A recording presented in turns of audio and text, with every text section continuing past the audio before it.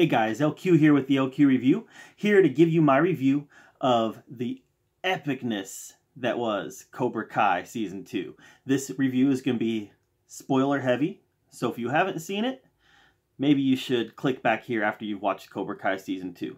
Or, if you don't care about spoilers, then let's go full steam ahead. But first, hit subscribe and subscribe to my channel because I put out a lot of content, several videos a day, and I just want to make sure that people who enjoy my content are up to date with what I'm putting out. All right, so let's talk Cobra Kai Season 2. Picks up right where Cobra Kai Season 1 leaves off, with Kreese in the Cobra Kai dojo, and Johnny immediately has a confrontation with Kreese. They actually have a battle in the dojo, a karate battle, and it was a lot of fun. And it ends up with the two of them kind of reconciling a bit. They go their separate ways, but then they reconcile again. And Johnny decides to give Kreese a second chance. And then the arc is about Kreese infiltrating Cobra Kai. Johnny wants to do what's right. Johnny wants to do what's right in Cobra Kai. And he, as the season goes on, he more and more wants to, as he puts it, live in that gray area. You know, still be hardcore, but also do what's right. Show mercy. Treat your opponent like honorably and whatnot. So, and meanwhile, Daniel, he's starting the Miyagi-Do karate dojo, and you see the evolution of that dojo as well. And they're running very parallel courses. Not just the dojos, but Johnny and Daniel themselves. They're actually destroying their relationships as they're becoming more and more enamored and inundated with what's happening in their dojos. So what I love about Cobra Kai is that it's full of that gray area. You know, Daniel, he's you could say he's the protagonist for sure, but makes a lot of really dumb decisions and decisions that you would normally attribute to an antagonist making. Same with Johnny. Johnny is very much a protagonist in this. You're rooting for him. You want him to make the right decisions, and often he does. But he makes a lot of bad decisions. And it's these bad decisions that they make as they're trying to be good people throughout the course of the season that converge at the end. At one epic finale. You see... obviously, there's a lot of teen drama in this, just like in the for Season 1 with Daniel's daughter and Johnny's son, Robbie. And then you've got, obviously, Miguel, who's the champion of the All-Valley Tournament. You got Hawk in there. He's back, and he's got a huge arc in this movie, or in this series. And then you've got the new kid on the block, Tori. And she's fantastic. She's actually my favorite. Miguel's probably still my favorite, but outside of Miguel, she's my favorite of the teenage characters. Now, what I will say about the teenage characters is there was a point in the middle of the season where I got a little bored. I mean, it was a little too heavy on the teen drama for me, and I actually kept wanting them to switch back to Johnny or Daniel. And then I had to kind of remind myself that this is a sequel to The Karate Kid. Maybe not in name, but in spirit and story. This is the same universe. And these are the new Karate Kids that we're watching. Daniel's daughter, Robbie. So Daniel's daughter, Sam. You've got Robbie. You've got Miguel. Even Tori, Hawk. These are the new Karate Kids, and these are the stories that we're meant to be investing in right now. Even though we're still very much invested in the Johnny-Daniel feud, you've also got the new Karate Kids. So I had to remind myself, while I was getting a little bored by the teenage drama, that the Karate Kid has always been teenage drama. The focus has always been on the kids, and I had to do a little gut check halfway through and say, okay, I'm okay with this. I'm okay with this being about the kids because that's what Karate Kid has always been. It's always been about the kids, and the kids carried the finale. So the finale involved obviously the huge rumble in the school, Cobra Kai versus Miyagi-Do, and it was epic. This fight was this fight is the type of fight that you expect to see at the end of a big action movie. Now, I will say, worst school ever. Where were the teachers? You know, you had a security guard in there. who picked up the nerds. You had some teachers in there. One teacher said, "I'm not paid enough for this," and he walks away. I mean, they tried to play that aspect up as comedic, but it kind of get taken a little bit out of it by the fact that the teachers that were so absent during this fight.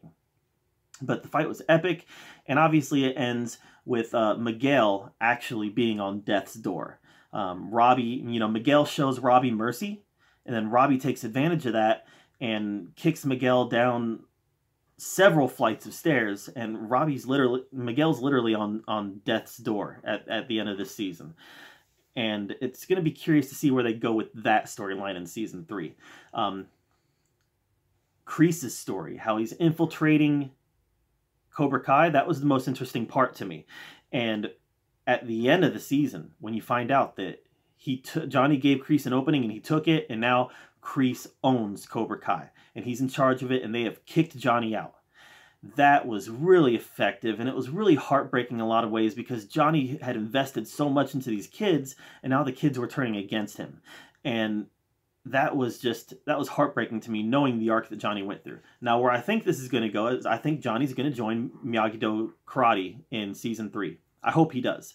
Because I think that the lunch scene with Daniel and his wife and Johnny and Miguel's mom, that scene was one of my favorites in the whole series, because we were able to see Johnny and Daniel kind of put their differences aside, realize that they have a lot in common, and actually come together and be friends. And then it led right into the fight scene in the next episode between Johnny and Daniel. And I thought that scene felt a little rushed. It was too fast. I mean, they went from being buddies to fighting again right away. I thought Daniel was a big jerk in that scene. And it felt to me that was kind of a fan service scene. See, guys, we told you we were going to have them fight, and here they are fighting. Now, the fight itself was very raw. It felt very real, but it just felt fast and forced to me. But I feel like Johnny's going to be joining up with Daniel in Miyagi-Do Karate. I think that's where it has to go. And he's going to help, him and Daniel are going to join forces to finally take down Kreese, John Kreese. So that's where it has to go. But yeah, the teenage stuff drug a little bit for me. It didn't really work for me all the time. Sometimes it did, but not all the time. Tori was a great character. Tori is a character that I think is going to play a big role in season 3. I believe she's related to Kreese. Maybe I'm wrong, but I believe she's related to Kreese. She came in already knowing a lot of karate, and Kreese kind of had a kinship with her, and I think she's related. I think there's a relationship there. Could be wrong, but let's wait and see how that goes. Where that leads us.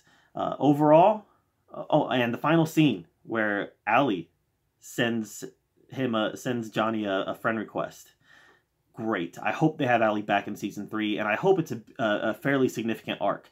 What I'm hoping is that Johnny and Daniel are trying to put their past aside to work together to take down Kreese, and I'm hoping that Ali comes in and is a love interest for Johnny, but kind of becomes a wedge between Johnny and Daniel as they're trying to work out their relationship. I think that could be really interesting. But clearly we're going to get Ali in season 3. So overall, I think I liked season 1 a little bit more. I would give season 1 like a 9.5. The teen drama in the middle brought this one down a little bit for me. Still very strong. I mean, the first one was 9.5. I'm talking 8.9, 9 for season 2. Season 2 was great. And it felt like the middle part of a trilogy. The way that it ended, it left so many threads hanging, and it really felt like the middle part of a trilogy. But this is fantastic storytelling. You can tell that this is a love letter to the fans. The people who made this are clearly fans of the show. There's so many little Easter eggs, so many little references to the movies, and they even reference season 1 several times. So it's very, very much part of that Karate Kid universe. And as you're watching it, you're just smiling ear to ear because you know all. And what about, rewind, what about Johnny's friends coming back, right? Tommy, literally, Tommy was put into a body bag in this episode. In episode 6, I think it was. Oh my gosh, how crazy was that? So, yeah, there was a lot in season 2, and I would say it's almost as good as season 1. Not quite, but just fantastic storytelling, and I cannot wait for season 3. I hope we don't have to wait another year for season 3, but I think we're going to have to. But I gotta tell you, this is a smiley face emoji. This was great storytelling, great TV, and right there on par with season 1. Maybe not quite as good, but what makes it not as good is just nitpicks, because it was really good storytelling. So that's my review of Cobra Kai Season 2. Check it out. Fantastic show. And as always, thank you for being here at the LQ Review, where we talk about all the geeky, nerdy stuff that we love to talk about. Until next time, thanks a lot.